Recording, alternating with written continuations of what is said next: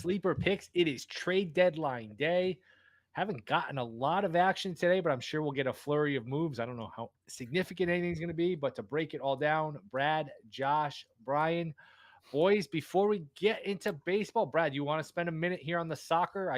We were in our group chat last night, and before I went to bed, I was like, you know what? I'm afraid to bet the U.S. because all they need is a draw. Not that I was smart enough to bet the draw, but 0-0 final. What were your takeaways? What's the betting angle here going forward? Man, a bad team. Not bad, but like, because it's unfair. They got second in their group. They're advancing out. Like any other team would be happy, but this is the United States. This is the first time ever that the United States didn't win more than one group game in group play. The first time ever that they scored, that they didn't score, they scored less than 2 goals in multiple games in group play ever. Like I've been saying this whole time, they lack that final service in the final third. They're going to probably end up playing Sweden. I'd probably lean Sweden here, but I'd actually, from a betting standpoint, I told you guys Colombia already. I would probably take a little bit look at the Netherlands. Netherlands look really good. And you can get around 12. The Dutch, yes, you get about 10 to 12 to 1. I think that's worth some money. I don't know if the United States have that next gear, of we get to the knockouts, we turn on. I think they felt fortunate to make it to the next round because after that game, they were celebrating like they had won the group, and a lot of young players on that team. So they're gonna have to kind of whip it in back into shape. If they to that point, Brad, I think Rapinoe might start next game. That was my first thought when I was like, she came in and it was like, well, at least she's like trying hard. I mean, at least she's addressing the backs. Like you could tell the difference between the first 70 minutes of that game, 65 minutes of that game, and then when the U.S. turned it on and just straight up tried. And what I think is also being exposed to your point is like they're not good technically. They don't move into space well. They look like they've never played with each other before.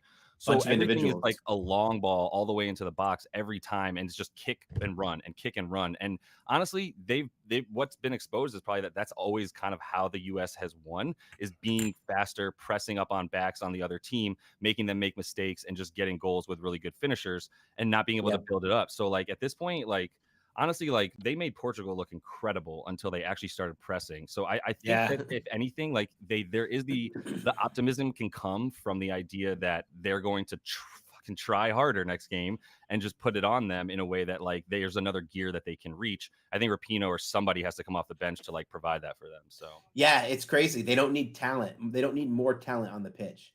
They need leadership. They need the point guard of the attack. You said that exactly right. And I was going to play devil's advocate with you guys, be like, hey, maybe they were just tight last night. They were afraid to lose. They came out a little tentative and they got the draw and they move on, and maybe they'll just relax going forward. But this is like this. They played 3 games, right? They've underachieved in all 3 games. They were 6.5 goal favorites against Vietnam, and they only won 3-0. Netherlands put up 7 on Vietnam. Right. And then they were they were down 1-0 to Netherlands. They didn't cover that game. They were favorites. And then last night. So this is 3 games. This isn't just one game they underachieved. This is all 3 games, right? Yeah. Yep.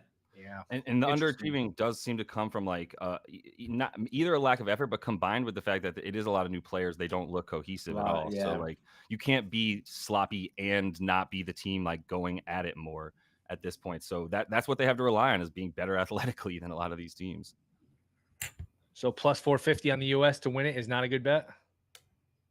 No, I don't think they're going to make it past this round. Yeah. Yeah, there's the thing is like even like them to make the semis was a terrible bet from that standpoint that it was like minus like 180. And there's 5 teams that are at least as good as them in the world right now. So like to just guarantee them a spot in the semis was dumb from the jump, honestly. Yeah, it's tough. It's sad. It's really sad because it's a perfect time for everyone else, right? Like this is the first year where they had the expanded pools for more teams to come in. The first year where the United States actually looks like they're a threat to not win. Great timing, right? Like this could really change the tune of women's soccer if there's going to be more parity. But I mean, total miss when the game's going to be on 3:00 in the morning. 3 a.m. No, that's not going to work for me. No. And, it's interesting. They do have still odds to make the semis. I don't know who's going to be favored. It looks like U.S. is going to be favored over Sweden because U.S. is even money. Sweden's plus 450. Does that make sense to you? That makes sense. The United States are going to be a favorite in every single game. Wait, so I thought you said Sweden was going to be favored. No, I'm saying Sweden will probably advance. I'm not saying they'll be favored. Wait. United States Sweden just 4-1? has that. Plus United States 450 just to has make that the pedigree. Yeah. What line do you think it'll be for Sweden US? I think it's going to be minus 200 for United States. Minus 210, something like that. Wow. Yeah. They put so much respect. Look at these lines they put for the United States. Like Insanity. That line closed last night pretty deep. I know the goal line was got all the way to minus 1.75. Yeah. Like, which was pretty crazy. Anything on these games coming up later tonight / this morning? Argentina, Sweden, South Africa, Italy, Jamaica, Brazil, Panama, France, and that's it for the Wednesday morning. Anything on any of those? Elise said, "Yeah, right." I need to know what. Yeah, right. No chance that's going to be minus 200. Oh wow! What would you make the line? I think it's going to be close to minus 200. Maybe minus 150 max. I'd say probably minus 170 is probably my floor. And then once you get to this round, they have odds to just advance, right? So you don't have to get involved with the draw. Like you can still bet money line either side draw, but you can just bet, hey, I don't want to get involved with that team to advance. What do you think team to advance would be? Is that where you're saying minus? Yeah.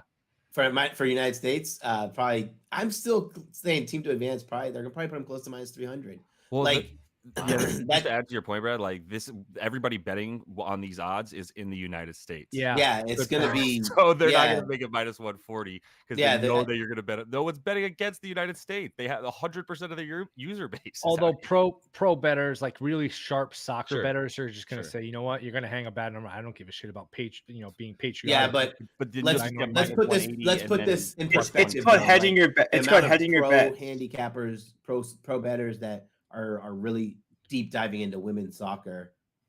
It's not as much. It's not the NFL. It's not the NFL. I'm with you. Okay. All right. That got us through 8 minutes or so. Baseball, anything you guys like? Brian, you haven't talked much. What do you got? I was on the see. I will say is Brian even here? Yeah, as much as I don't think Brian's here anymore. Is he? As long as you do these shows, I do think it's very important to know your place. And I let the soccer guys kind of have their talk. I'm not going to act. Yeah, at least I'm not saying that I'm not saying the United States deserves to be that favorite. I'm just saying that's what I think they're going to make it. Like yeah, sure, I'll go to PKs. Yeah, I have no expertise, so I would never claim to have that. But if we're moving on to MLB, weirdly enough, the one play on this slate that you don't have. So Brad can't hear me. I can say whatever I want about Brad. Yes, that's even better. I am wearing a Phillies hat, but it's orange because I think it's weird that there's slight underdogs, but the Baltimore Orioles are minus 104 on the money line against the Blue Jays, and I know Bradish isn't the sexiest pitcher to back, but I mean neither is Royo for the Blue Jays. I think he has like 8 starts this year, and his ERA is like over 6. Who's that? Rio? Yeah, he hasn't pitched in forever. Pitched. Yeah, he hasn't pitched, but even when he has pitched, he has been hurt since last year. Yeah, so he hasn't pitched since 2018. No, 2022. No, I know. Yeah, he pitched last year, and he had like 8 starts last year. You're talking about last year's starts, though.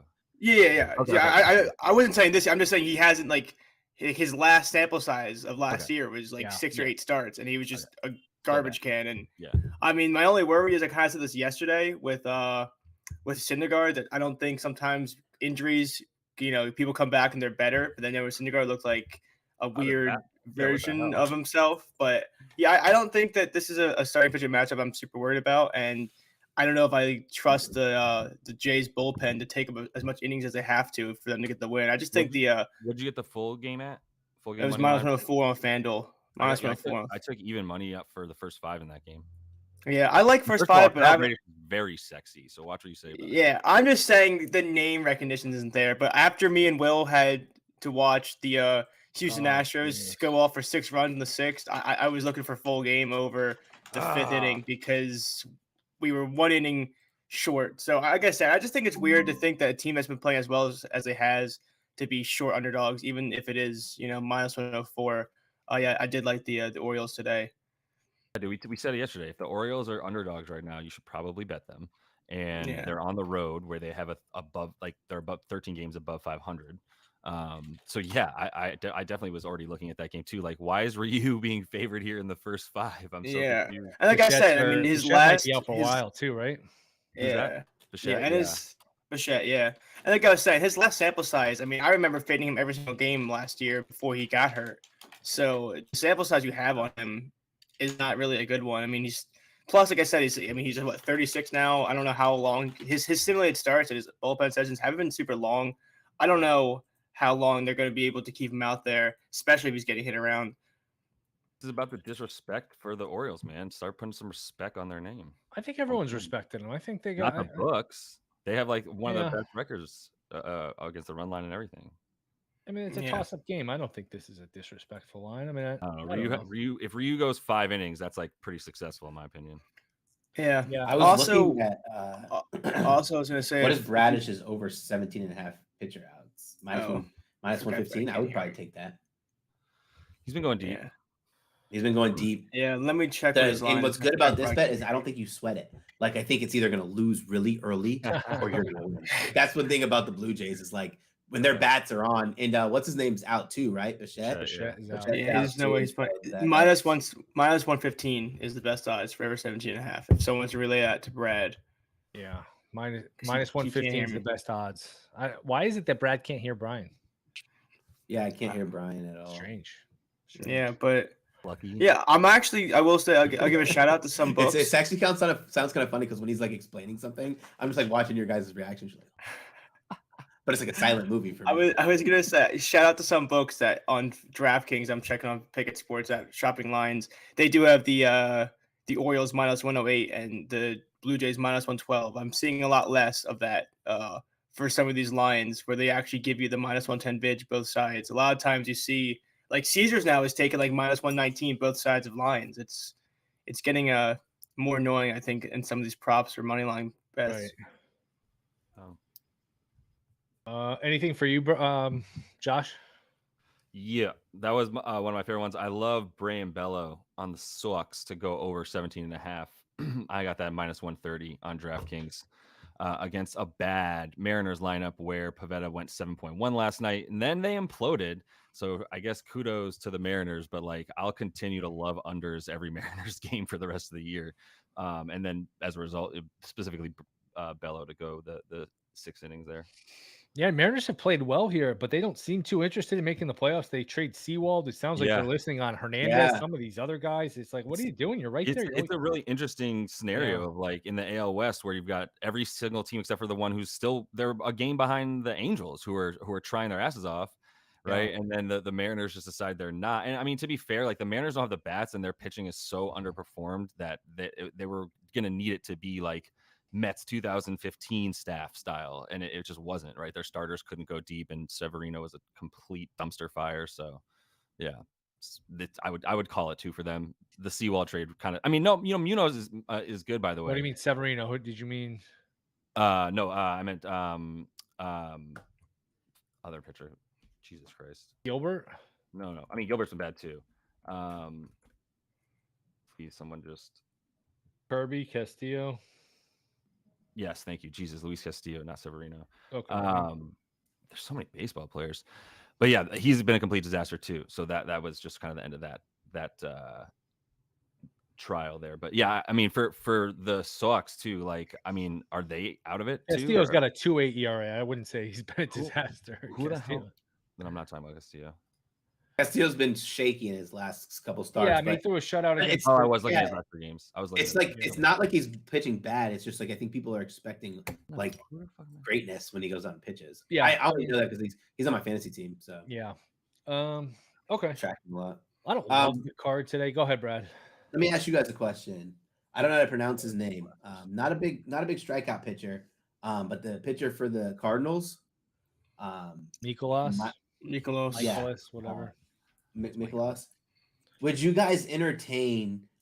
The line's no longer plus money. Okay, it's minus 120, so that changes my mind a lot. His strikeouts opened at 4.5, plus 110 or 105, right? He's going against the Twins, who I think right now the Twins have the number one strikeouts, number one true K percentage. They just let Yarbrough get like 6 or 7 Ks on him. Now we got this guy pitching at home. Would you guys entertain that at all, or you're just gonna stay away from this case? He's not a huge strikeout pitcher, so I don't know if that's something I'm gonna be interested in. I didn't touch it. I mean, I don't have a whole lot of interest. Cardinals, to me, in general, just a weird team to read. They actually have a pretty easy schedule in August, but nothing really for me. Been on my do not bet list. Yeah, them and the Tigers have been on my do not bet list. You can tell them it's mine. I'm ready for the Tigers to make a blockbuster trade and trade both of these dudes away. Has it happened yet? No. They might just be asking for too much. I would think Rodriguez goes I would think they would trade him. I mean, I really would, unless they think, hey, we can be really good next year. We'll get some of these guys back, and Mize will be back, and some of these other pitchers. We'll have Skubal for a whole year, but I don't know. I would think they would trade at least one of them. I mean, you guys brought up WillHill earlier. Sam FIFABrit's talking about it. Yeah, where Padres get Rich Hill and Chi-Man Choi go Rays. Pirates get Jackson Wolf, Eduardo Serrero, and Alfonso Rivas. Doesn't really move the needle. I don't think it moved the needle. Yeah. I mean, it shows they're not going to sell, but I mean, is Rich Hill really going to pitch for them? That's who's hurt. Is Walker hurt? I mean, what? That's not a guy I'd expect to make an impact. I mean, good for him. He's had a long career, but yeah, I think more than anything, it shows the Padres aren't going to sell, which we knew they probably wouldn't after they beat Texas. I don't think it's a bad move for the Padres. I think it's like one of those games. I think it gives their Mike is minus 107. I'm gonna try to pronounce his name for real. Miles Mikolas is minus 104. So Brad and Brian can't hear each other. I don't know if we. No, I can hear Brad. That's why I'm stopping talking whenever I hear Brad talk. I get why it's making it more difficult. It's only Brad that can't hear me. I can hear everybody. Yeah. There is one that I do like. Go for it. There is one that I do like.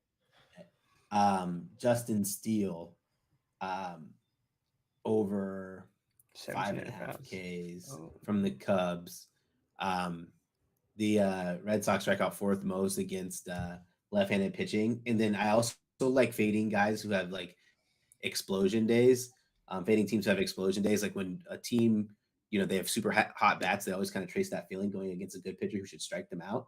So I think it's totally obtainable number there. It's 5.5, minus 130. Give the Reds credit too. I mean, they keep hitting these little lulls, and then they just keep storming back. I mean, they are now a game and a half up on the Brewers. Brewers lost last night. I think did you give them out, Josh, last night? Minus 1.5. And I sure did. These favorites got killed last night. The Braves 7-3. The dogs were 7-3 last night. Big dogs too, plus 180s, plus 200s, like a bunch of big dogs won. I swear, I think I saw the stat on Sunday. It was like if you just blindly bet every single dog. I just want to address something really quick. Wait, Brad, Brian was saying real quick. Okay, go ahead. I was gonna say if you bet every single dog on the whole season, like blindly, you're down I think like 19 units. But I swear that you see those kind of stats, and then you have nights like this or some other days where it's like the dogs are like 2 for 10, and you're like, how is this not profitable? Yeah. Like they get like 10-2, but it's statistically it's not. But it just sometimes feels like there's just nights where you start thinking, man, if I just bet all the dogs, I could buy a new car. Yeah, but what are you up if you bet all the favorites? Probably still down with the juice. Yeah, probably. Yeah, I mean that's why they win. I mean that's why the books win with the bid. Yep. All right, ready? Brad, you can go. I didn't know. I thought Christopher Shannon was talking about my Justin Steele bet, but they are talking about Mikolas. So I don't have anything to say to that. That's like I'll probably stay away. Something happened last night. We got to get to our bet, Josh, because Josh texted out, hey, I'm going to bet the Cubs plus 300 to make the playoffs. I think people should do this more. If you have friends that bet, screw the books, cut them out of the picture. Just bet with your friends. Like if you like a team plus 3 and the others and your buddy, that likes a minus 3, just bet with your buddy. You don't have to lay the minus 110. It's VIG free. So you eliminate the VIG, you eliminate the minus 110. So Josh texted, hey, I like the Cubs plus 300 to make the playoffs. I said, you know what? I don't really think they're going to make it. I'll give you plus 325. Josh said deal. So we cut out the books. We say screw the books. I think it's a good idea. If you have buddies that like to bet, just save both of yourself some money. Save yourself some VIG. You can negotiate a price. So Josh and I now have a bet. Josh has the Cubs plus 325 to make the playoffs. I have minus 325 to miss the playoffs. Yeah. It's now up to plus 360 to make. What is it to miss here at DraftKings? Yeah. Minus 450 to miss at DraftKings. So yeah. One a loss nice against number, the at least Reds. for today. Good value for Will. We had to know Stroman was going to get peppered. That's what 4 out of his last 5 starts. He's looked terrible. I'm a big picture guy here. I was looking at this long term. I'm not going to let one little loss deter me. Well, basically what we're saying is you should have waited one more game.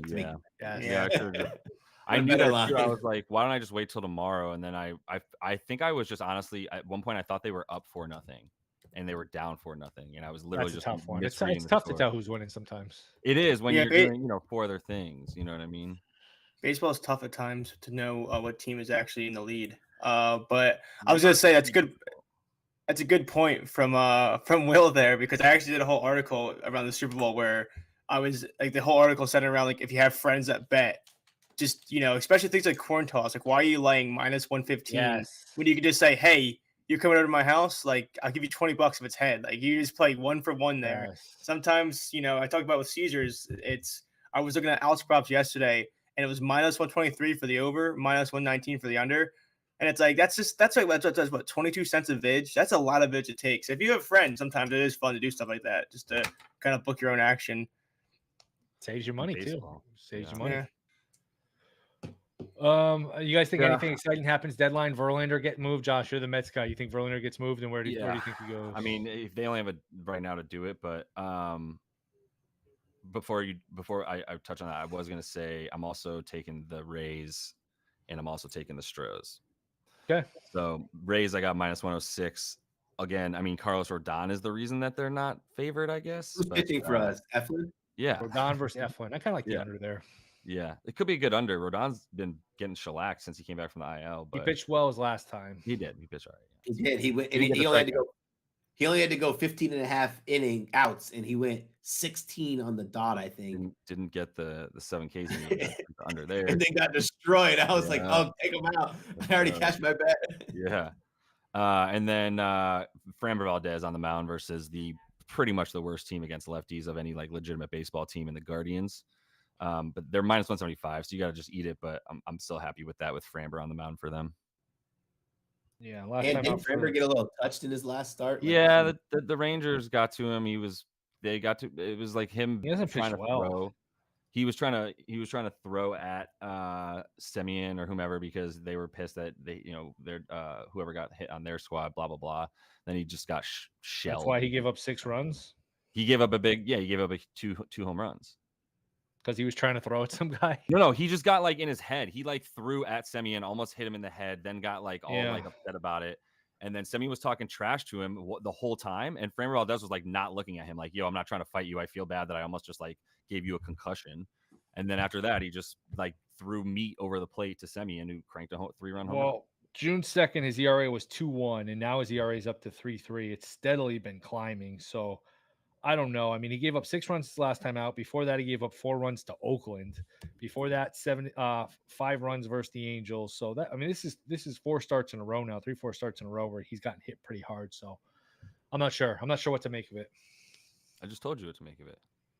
Take the Astros -175 on the money line. No, but why is he not like you're saying? He didn't pitch well because he threw at some guy. No, that last game, I'm giving him a pass. Honestly, I don't think it was like the culmination of a bunch of bad starts. I think it was a game that just like got out of hand. It wasn't even about the game anymore. But this is like a month now. He hasn't pitched well. Yeah, I hear you. He hasn't pitched as well as he was, but no, he hasn't pitched well. He hasn't pitched well at all. As well as he was is still factually correct.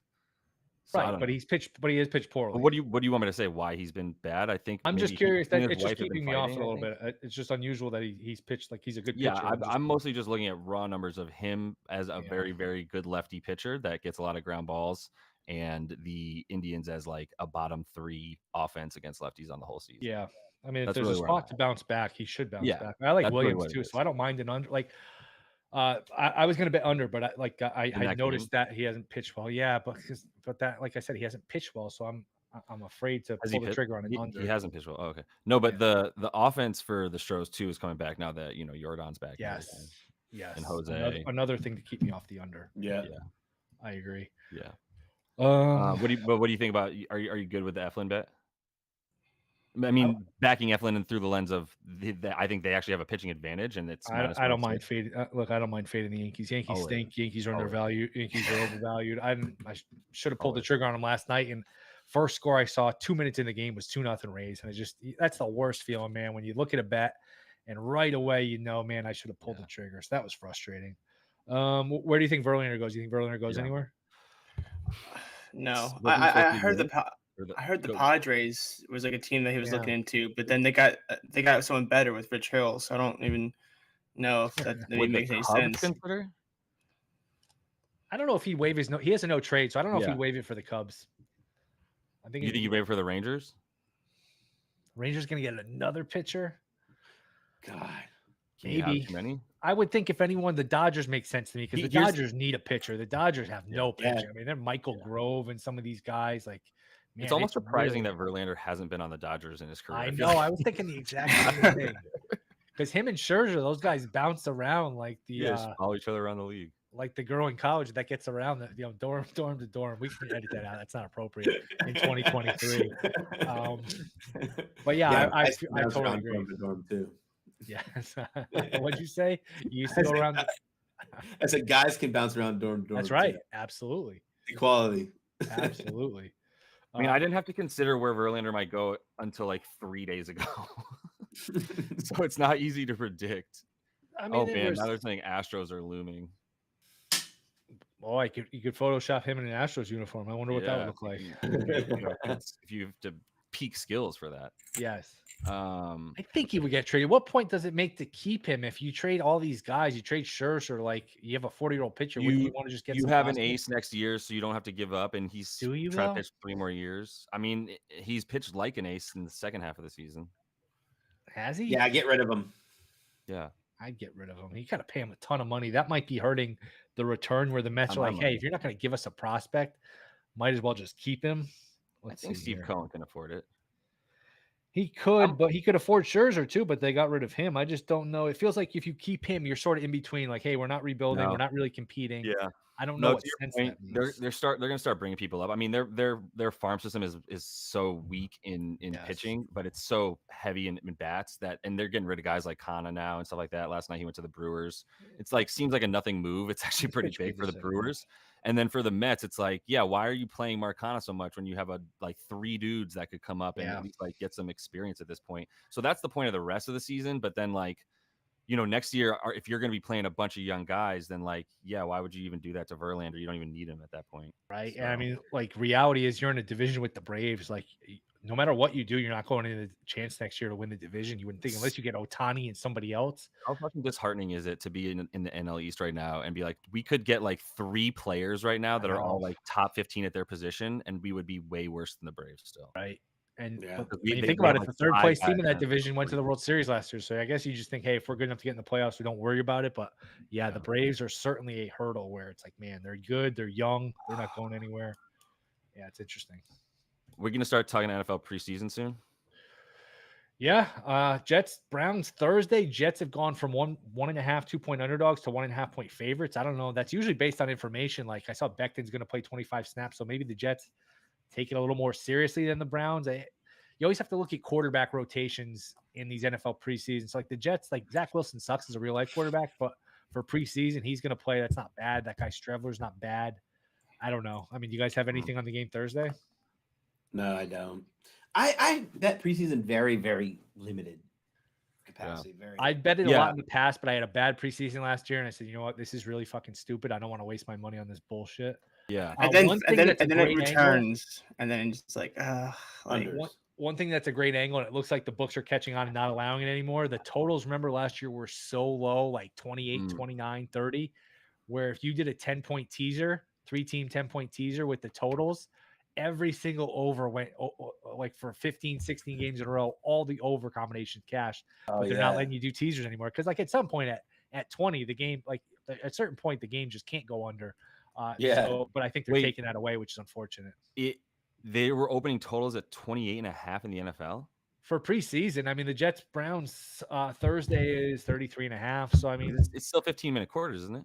Yeah. No, 10-minute quarters. 10 minutes. Makes sense. Preseason's normally low scoring. Wait, but did you see Bijan Robinson's juke of a third string linebacker at practice earlier today? I did not. Oh my god! I did not. Wait. So I live on Twitter. Like it's my second home. And literally, I want more people to show like players sucking. Like I'm so sick of watching someone doing great in a drill. Yes, Bijan Robinson looking awesome is just as much about number 55 on his team looking like dog shit. So if you want, but they didn't even put the dude's name there. I want to know who's out of shape. I want to know what quarterback hasn't been accurate. I want betting info. I don't want this puff piece bullshit. I totally agree with you. It's such nonsense. It's so lame.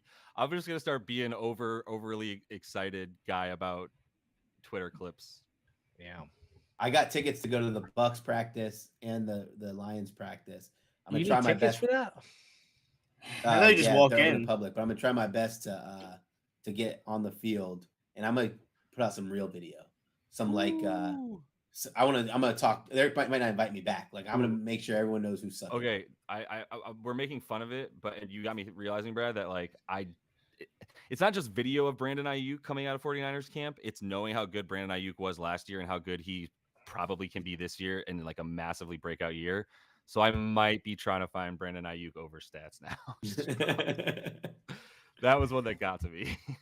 Oh, I did like the Trey Lance looking bad, but the guys who like look bad, it's only like the narrative guys they show, like the classic guys who they like making fun of, like Trey Lance, Baker Mayfield. Like that's all I've seen. I haven't seen Dak Prescott. You know, the guys who are always constantly getting picked on. Yeah. So did he hear me? Or did we say Dak Prescott at the same time?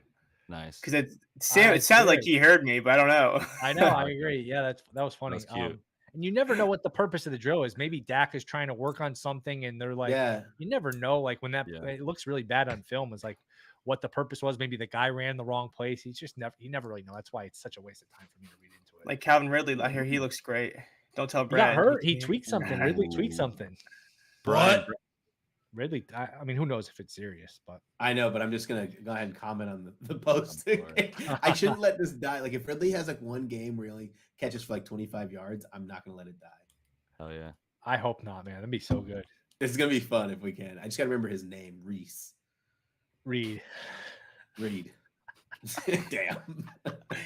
Up to a good start. Brad's in this big Twitter beef. You can't remember the guy's name. Yes. Nothing is more insulting than forgetting someone's name who you're beefing with. Bro, I don't even know you. I love it. That was not intentional. My bad. Well, I get it too because I see all these Dolphins fans, and we can talk about the quarterback rankings. Mike Sando came out with them yesterday, and all the Dolphins be like, "Oh, I'd rather have Tua than Herbert." Like Herbert was voted either 4th or 5th, and this is all GMs, coaches, executives, defensive coordinators, offensive coordinators, whatever, coaches. Tua was 17th, Herbert was 5th, and all these Dolphins. Tua is much better than Herbert. It's like nobody in the league thinks that. Like, weren't the Dolphins fans like the same ones who were like, "Let's get rid of Tua"? I mean, the Dolphins have been trying to get rid of Tua since they got him. Whether it was Tom Brady in that retirement, like when he left the Patriots, whether it's been Watson, like they've done nothing but try to replace him since they got him. So I will say you're not a true fan if you love someone to death, but also want to hate him with all your guts and get rid of him at the same time. It's just how it works. True. That's a really good point.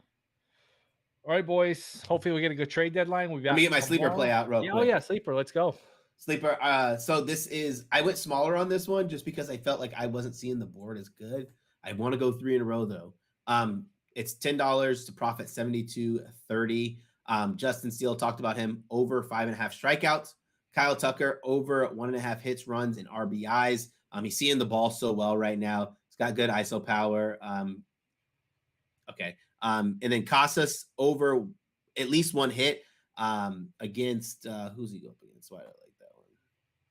Casas up against Bryce Miller. Bryce Miller, I was going to take Casas total bases, so this is kind of like me being a cop-out where I just went softer because I wanted to make sure I said this. If you want to take Casas total bases, it's pretty good. Like Casas, he's having great batting average, great ISO power. And Bryce Miller, like his numbers look like a little inflated because he like racked up against the Twins, but we keep talking about like it's easier to fade the Twins in terms of like batting and pitchers against batters, but he still had like a ton of hits. So I like Casas there. And last, Freddie Freeman over 1.5 total bases. I like him for a home run too, but I'm not playing his home run. Wind's blowing out hard. Has a good matchup. He's batting really well as well. All right, Sounds good. And what? By the way, when is U.S. Sweden for World Cup? We'll have plenty of time, right? It's August 6th. August 6th, I believe. So what is that? Today's the 1st. So wow, they don't play until Sunday. Yeah, because they're the second set of knockout games, so they have the first set and the second set. Gotcha. All right, boys. Appreciate it. Good show. Goldboys Live, Pickett, Sleeper. Thank you to you guys. We'll be back tomorrow, 1 o'clock Eastern. Till then, good luck with all your plays. See you tomorrow.